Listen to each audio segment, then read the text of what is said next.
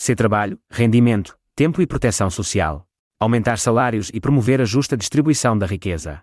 1. Aumentar os rendimentos, tirando Portugal da armadilha dos salários baixos, através de um compromisso de subida do salário mínimo nacional, SMN, ao longo da legislatura até aos 1.250 euros, em 2029, permitindo assim reforçar o valor do trabalho enquanto componente produtiva fundamental para a economia, e definindo metas para o rácio do SMN em relação ao PIB per capita ou ao salário médio. Uma estratégia de concertação nacional para a valorização salarial, nos vários níveis de rendimentos, com especial atenção aos salários médios e aos rendimentos do trabalho qualificado, indexando a inflação e a métricas de produtividade. Regular as diferenças salariais dentro da mesma entidade, através da definição de um limite máximo para a diferença entre o salário mais baixo e o salário mais alto de cada empresa, organização ou ramo de atividade. 2. Promover uma distribuição da riqueza mais justa e equitativa, através da reestruturação do Imposto sobre o Rendimento das Pessoas Singulares, IRS. E uma revisão das taxas e escalões do IRS, promovendo o aumento da sua progressividade, concretizando a capacidade redistributiva e de redução das desigualdades deste imposto, nomeadamente pela revisão do IRS jovem e do aumento do limite do primeiro escalão para, progressivamente, convergir com a mediana dos salários. E englobamento de todos os rendimentos, independentemente da proveniência, que deverão ser incluídos num único cálculo para efeitos de tributação. E revisão dos escalões de tributação, do valor de referência do mínimo de existência, dos limites de deduções à colheita e da dedução específica que deverão ser ajustados anualmente em função da inflação, garantindo maior justiça fiscal e evitando a erosão do poder de compra. Revisão da taxa adicional de solidariedade e a sua aplicação, aumentando o contributo das pessoas com rendimentos mais elevados de modo a garantir maior justiça fiscal. Garantir a justa tributação dos super-ricos, através de mecanismos que onerem rendimentos ocultos sob a forma de riqueza, contribuindo assim para baixar a contribuição dos rendimentos médios e garantir uma maior justiça fiscal. Revisão do Imposto sobre o Rendimento das Pessoas Coletivas, IRC, nomeadamente da taxa geral cuja redução privilegia sobretudo as grandes empresas. 3. Promover a simplificação fiscal através da revisão de regulamentos, limites e exceções, e da simplificação das obrigações declarativas perante a autoridade tributária, nomeadamente através de uma maior integração das informações prestadas pelas pessoas. Reforçar os direitos laborais e o direito ao tempo. 4. Reforçar os direitos laborais e a proteção social das e dos trabalhadores de serviço doméstico, nomeadamente através de campanhas de informação junto de trabalhadores e empregadores desses serviços. Através da revisão das profissões consideradas de desgaste rápido, em várias áreas, entre as quais a cultura e a saúde, analisando as conclusões do grupo de trabalho instituído.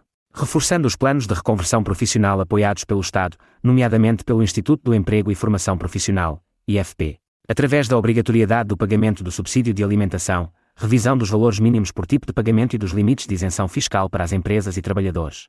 Dos doentes oncológicos através e da isenção da sujeição ao sistema de verificação de incapacidades durante o período de baixa por incapacidade temporária, reconhecendo a natureza específica e a gravidade dos tratamentos oncológicos. E do estabelecimento de um período de adaptação no retorno ao trabalho, com carga horária reduzida progressiva, permitindo uma reintegração laboral gradual e adequada à recuperação do trabalhador.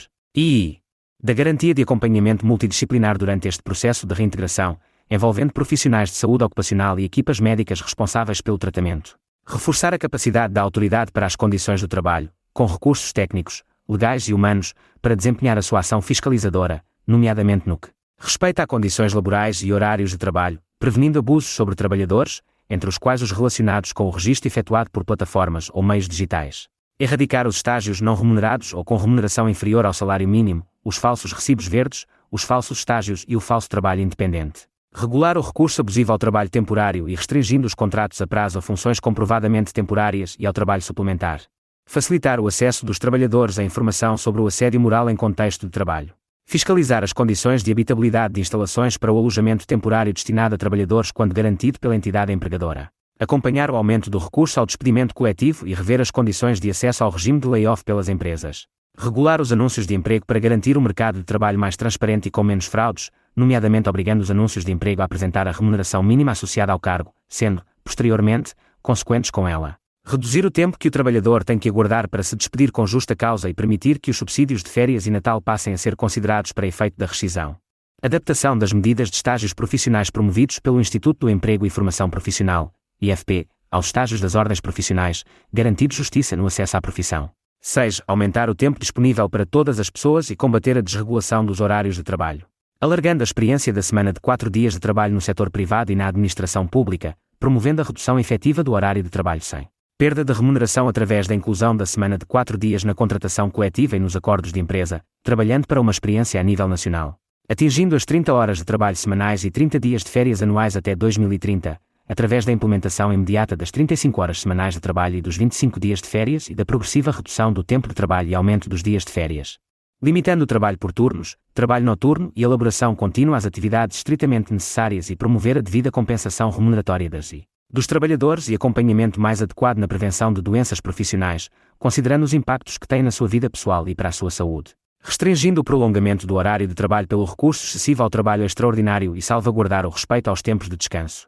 Consagrando o Carnaval como feriado obrigatório e possibilitando o gozo de feriados, quando estes são ao fim de semana, nos dias úteis da semana junto ao fim de semana, se o local de trabalho estiver normalmente encerrado no fim de semana. Planeando a redução da idade da reforma, de forma sustentável e gradual. Permitindo a redução do horário de trabalho em função da idade do trabalhador sem perda de rendimento como alternativa voluntária à reforma total e considerando outras soluções como as reformas parciais. Alargando o direito a estagiárias e estagiários a férias pagas, sendo o cálculo do número de dias de férias pagas proporcional à duração do estágio. 7. Reduzir o horário de funcionamento dos estabelecimentos comerciais e de prestação de serviços, incluindo os localizados nos centros comerciais, determinando o seu encerramento até às 22 horas nos dias úteis e sábados e o encerramento aos domingos e feriados. 8. Reforçar o poder de quem trabalha, ao promover novas convenções coletivas de trabalho, alargando o leque de matérias a negociar, e pondo termos ao regime de caducidade dos instrumentos de regulamentação coletiva de trabalho, por forma a reforçar as condições negociais pelos trabalhadores e diminuir o número de contratos individuais de trabalho. Garantir uma efetiva representatividade dos trabalhadores nos processos de decisão, através da alteração ao regime das sociedades comerciais que assegure que todas as empresas maiores que uma pequena ou média empresa, PME, tenham obrigatoriamente representantes dos trabalhadores nos seus órgãos sociais e executivos. Dar tratamento preferencial, em termos de incentivos e na atribuição de licenças, a empresas que adotem um modelo de governação mais horizontal e democrático. Fomentar a criação de empresas partilhadas e cooperativas. Aprovando legislação que defina, regule e promova a autogestão das empresas pelos trabalhadores, tal como previsto no artigo 61º da Constituição. Simplificar o processo de criação de comissões de trabalhadores, atribuindo mais competências na representação dos trabalhadores nas organizações e empresas. Simplificar o processo eleitoral para os representantes dos trabalhadores na Comissão Paritária para a Segurança e Saúde no Trabalho. Reforçar os direitos de participação democrática dos trabalhadores registados em plataformas digitais, nomeadamente no que concerne ao funcionamento do algoritmo que norteia as suas tarefas. Aumentando progressivamente as taxas de cobertura e a duração do subsídio de desemprego a níveis dignos, melhorando as condições de acesso ao subsídio de desemprego e do subsídio social de desemprego. Definindo situações nas quais o subsídio de desemprego possa ser atribuído a pessoas que se despedem, nomeadamente quando o façam para frequentar um curso ou especialização de aprofundamento das suas competências e qualificações ou numa mudança de carreira. Substituir a subsidiação de ocupações precárias, como estágios profissionais e contratos de emprego-inserção, pelo financiamento de oportunidades reais de formação e inserção produtiva com contratos de trabalho. Apoiar a criação associativa e colaborativa de postos de trabalho, através de aconselhamento, financiamento inicial e instrumentos para a auto-organização laboral. Atribuição automática do subsídio de desemprego em casos de resolução e suspensão de contratos de trabalho com justa causa pelo trabalhador devido a salários em atraso e alargando o prazo para submissão do processo à Autoridade para as Condições do Trabalho, ACT, e à Segurança Social. Assegurar o acesso ao subsídio de desemprego a pessoas vítimas de assédio no local de trabalho, no caso de não existirem condições para continuar a laborar na mesma empresa. Reforçar os recursos técnicos e humanos do Instituto do Emprego e Formação Profissional para um trabalho individualizado em situações de desemprego e de ciclos de formação crónicos. Reforçar as medidas para os desempregados de longa duração ou pessoas com dificuldades de integração no mercado de trabalho através de apoios financeiros, salvaguardando apoios, e não dependentes do agregado, a quem não tenha qualquer prestação de desemprego quer de reintegração no mercado de trabalho. 10. Proteger o trabalho independente, ao estabelecer uma retribuição horária mínima garantida. Criar um novo Estatuto de Proteção do Trabalho Independente pela Segurança Social.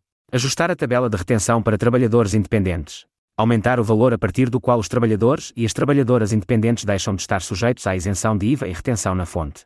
Alargar a dispensa da apresentação de declaração de IRS até ao valor de referência do mínimo de existência, que em 2025 é de 12.180 euros, e que estabelece o rendimento disponível sobre o qual não se paga imposto. Permitir a correção da declaração trimestral de rendimentos à Segurança Social por parte de trabalhadores independentes até ao final do trimestre seguinte ao declarado, com a possibilidade de reabertura excepcional de trimestres anteriores até 2 vezes por ano.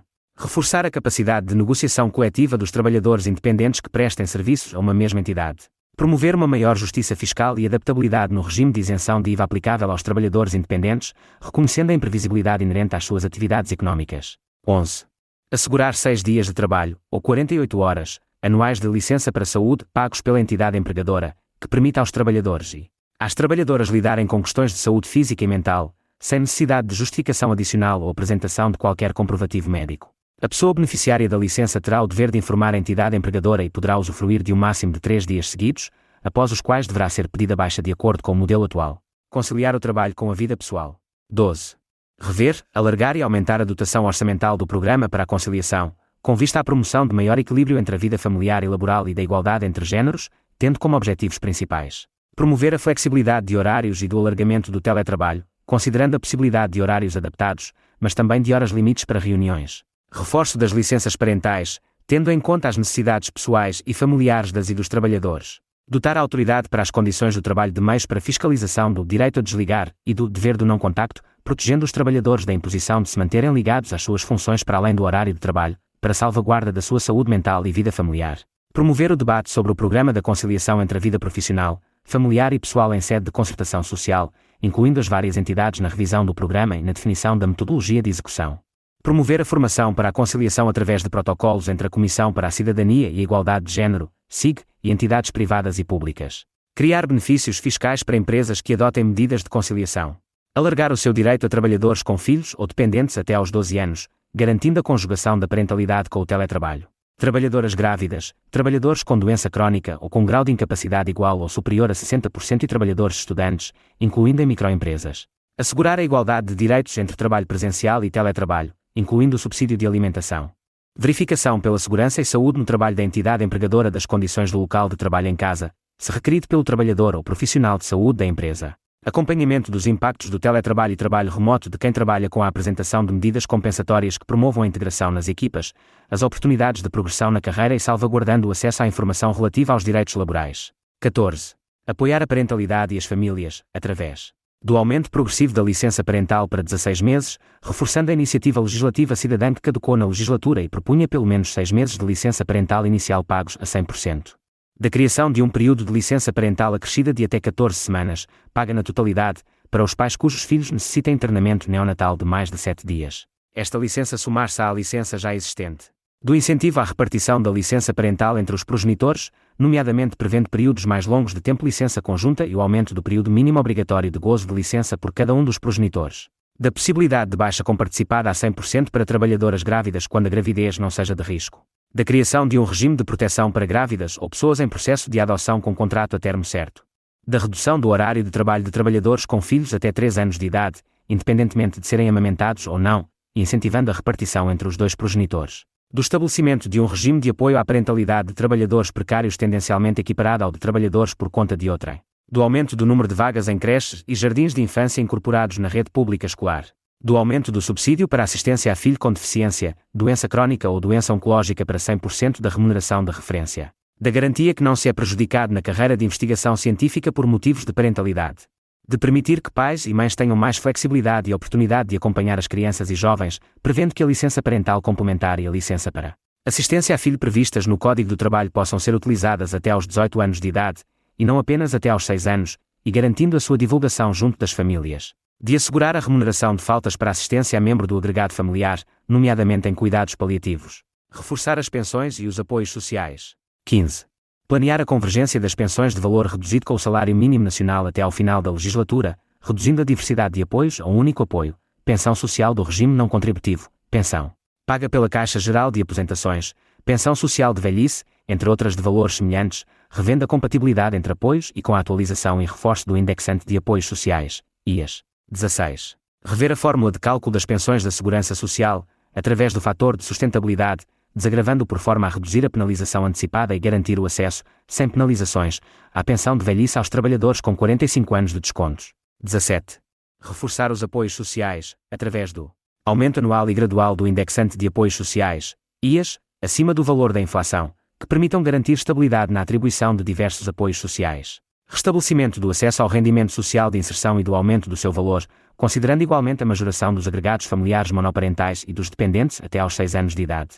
Aumento do valor da prestação do abono de família com o objetivo de apoiar os agregados familiares, em especial os mais vulneráveis, com os encargos respeitantes ao sustento e educação de crianças e jovens. Enquadramento devidamente atualizado do regime jurídico de proteção social na eventualidade de doença, nomeadamente na inclusão de doenças oncológicas e outras doenças graves ao regime de exceção temporal de atribuição do subsídio de doença. Garantindo que a sua pensão não é inferior ao valor do ordenado mínimo nacional e assegurando um complemento vitalício de pensão. Criando a Comissão Nacional de Acompanhamento dos Antigos Combatentes, com orçamento e estrutura próprios, que tenha como missão garantir o reconhecimento do país às pessoas que o serviram, através da resposta às suas necessidades específicas e às das suas famílias e da preservação da sua memória e história. Melhorando a implementação do Estatuto do Antigo Combatente, nomeadamente tornando o cartão de Antigo Combatente também num cartão virtual e garantindo uma melhor resposta às solicitações com o reforço dos meios do Balcão Único de Defesa e efetivando o protocolo com a ANAFRE, Associação Nacional de Freguesias. Assegurando a celeridade dos processos de qualificação de ex-combatentes como deficientes das Forças Armadas ou pensionistas de invalidez. Alterando a legislação de modo a assegurar os direitos aos ex-combatentes do recrutamento local, nacionais dos territórios especificados no Estatuto do Antigo Combatente, cujos pedidos para a atribuição de complementos de aposentação ou reforma são negados por não reunirem os requisitos contributivos definidos. Simplificando e tornando mais célere o acesso à assistência na doença aos militares. Reforçando o orçamento para a Rede Nacional de Apoio, RNA, aos militares e ex-militares portadores de perturbação psicológica crónica resultante da exposição a fatores traumáticos de stress durante a vida militar, que também presta apoio às famílias. Garantindo o acompanhamento e apoio psicológico a ex-combatentes mesmo após a sua saída das Forças Armadas. Apoiar os militares no ativo e suas famílias, nomeadamente no processo de adaptação e integração na sociedade civil, e disponibilizando acesso à informação sobre os seus direitos. Estudar o rendimento básico incondicional e a herança social. 19. Criar um programa piloto com vista à implementação faseada de um rendimento básico incondicional, que contribua para uma melhor distribuição da riqueza e garanta que todas as pessoas tenham um rendimento, independentemente da sua condição. Preveja a verba de 30 milhões de euros para o projeto piloto. Inclua uma amostra representativa da sociedade portuguesa, portanto, integre pessoas beneficiárias de apoios sociais, pessoas com rendimentos exclusivos do trabalho por conta de outrem e trabalhadores independentes, bem como pessoas desempregadas. Não ponha em causa o acesso a rendimentos e apoios sociais dos participantes. Tenha um quadro temporal superior a 2 anos. Disponha de mecanismos independentes de monitorização e avaliação contínuas. Estude igualmente um modelo de RBI para agricultores com áreas de exploração pequenas e que residam no interior do país, contribuindo para a sua fixação nos territórios menos povoados, bem como para o aumento da autonomia alimentar nacional. Progenitores ao qual pode aceder na maioridade, no valor médio de 5.000 euros para usar na vida adulta. Preparar as mudanças no mundo do trabalho. 21. Alargar o Sistema Nacional de Qualificações na área da formação contínua através de protocolos com instituições de ensino superior universitário e politécnico, promovendo a valorização profissional em todos os setores dos serviços e indústria, a formação em novos métodos de organização do trabalho, mais produtivos e seguros, com vista a garantir a realização profissional e pessoal dos trabalhadores. 22. Criar um programa de formação empresarial, focado na capacitação em gestão executiva e intermédia dos quadros técnicos e dirigentes das empresas, combatendo o impacto dos baixos níveis de formação no tecido empresarial português e na modernização da economia. Na construção de uma economia de alto valor acrescentado através da formação contínua e qualificação dos recursos humanos nas áreas administrativa e de gestão. Na criação de um índice de formação da empresa, baseado no número de horas de formação certificada e na progressão das qualificações médias dos seus quadros, para ser um critério de majoração na avaliação de candidaturas a projetos financiados por capitais públicos. 23. Preparar as mudanças no mundo do trabalho, através da criação de um sistema público de formação pós-laboral que apoie o desenvolvimento de competências de empresas e trabalhadores. Do fomento da requalificação dos trabalhadores das empresas, nomeadamente através da divulgação de projetos e oportunidades e incentivando a adesão de empresas a esses projetos. Da dinamização de programas de apoio à digitalização e à melhoria da eficiência e capacidade produtiva das empresas que incluam a valorização dos recursos humanos, a promoção da melhoria das condições de trabalho, da autonomia e a realização profissional das e dos trabalhadores.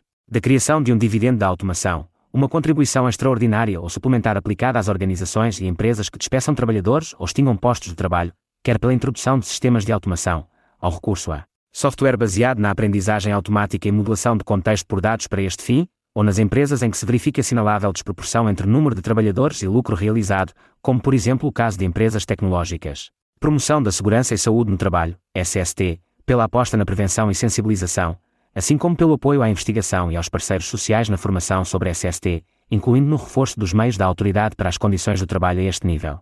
Criação de medidas de proteção e minimização dos riscos de exposição a condições climatéricas extremas, estabelecendo planos com medidas compensatórias como a disponibilização de mais meios de proteção, alteração de tarefas ou mesmo do local de trabalho. Criação da licença climática remunerada permitindo aos trabalhadores que não percam 2 dias de remuneração em caso de impossibilidade de desempenharem as suas funções porque as condições climatéricas extremas impedem a sua deslocação para o local de trabalho ou por não ser possível o trabalho remoto.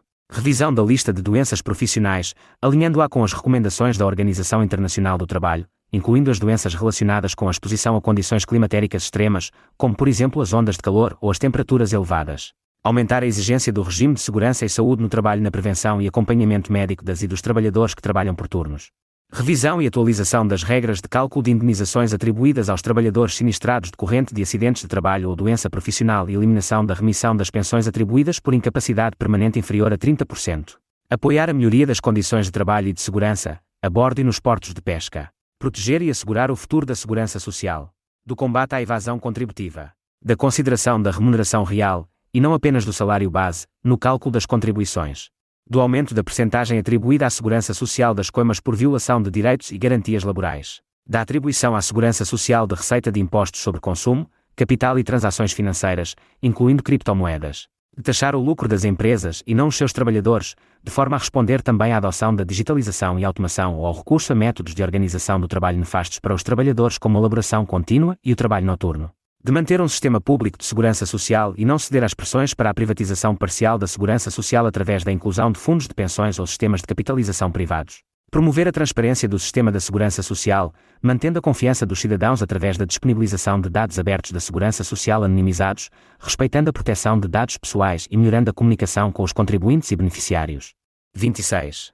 Garantir um sistema de pensões da segurança social justo, equitativo e inclusivo ao assegurar a redução das desigualdades de funcionamento do mercado de trabalho quando do cálculo da pensão, que afetam sobretudo as mulheres, e relativas à distribuição de contribuições assente na solidariedade entre as gerações. De reforçar a proteção social em caso de doença, incapacidade ou velhice para advogados, solicitadores e agentes de execução, através da integração do sistema contributivo específico destas profissões no regime geral e mais garantístico da segurança social. Proteger as carreiras contributivas de grupos vulneráveis, como por exemplo os trabalhadores independentes com uma dependência económica na sua quase totalidade de um único empregador.